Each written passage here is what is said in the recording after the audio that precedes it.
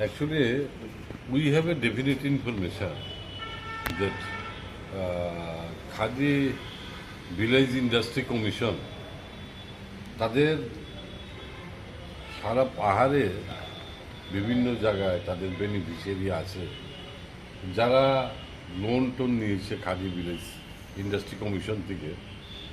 এখন এই ইলেকশনটার সময় আমরা খবর পেয়েছি পাহাড়ের বিভিন্ন জায়গায় এবং 56 ধর্মনগরও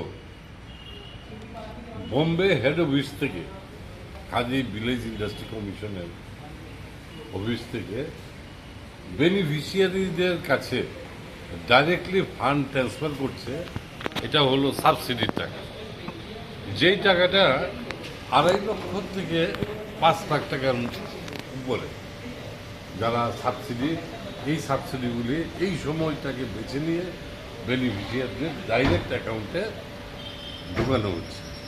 তো এটা আমরা নির্বাচন কমিশনের গোচরে নিয়েছি এবং এটা বলেছি যে ইলেকশনের যে আচরণবিধি এবং একটা গুড গভর্নমেন্ট এই সময় এটা চলতে পারে না ইলেকশনের সময়।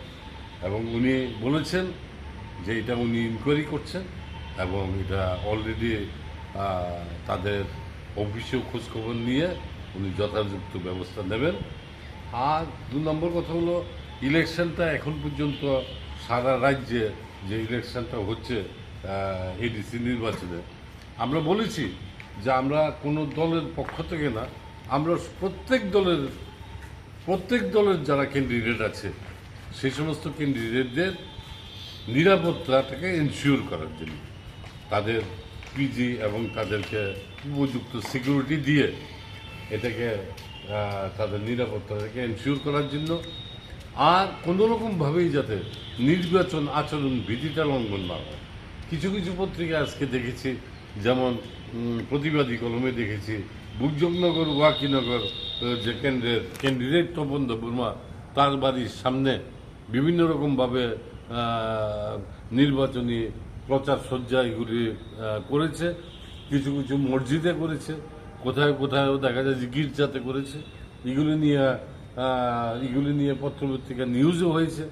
তো আমরা বলেছি যে নির্বাচনের যে আচরণবিধি এটা যাতে ঠিকভাবে সুরক্ষিত হয় এবং এটা যাতে কোনোরকমভাবে কোনো দল উল্লঙ্ঘন না করতে পারে, আর 0 টলারেন্সের যাতে নির্বাচনটা হয়। কি বলেছে নির্বাচন কমিশন? নির্বাচন কমিশন আমাদেরকে কথা দিয়েছে যে উনি আজকেই উনি অলরেডি লিখে দিয়েছে, বলবেন যে তাদেরকে নিরাপত্তা দেওয়ার ব্যাপারে ক্যান্ডিডেটদের, আর 0 টলারেন্সের যাতে নির্বাচন হয় সেটার ব্যবস্থা উনি এনশিওর করছেন, সেটার ব্যবস্থা উনি করবেন। Thank you.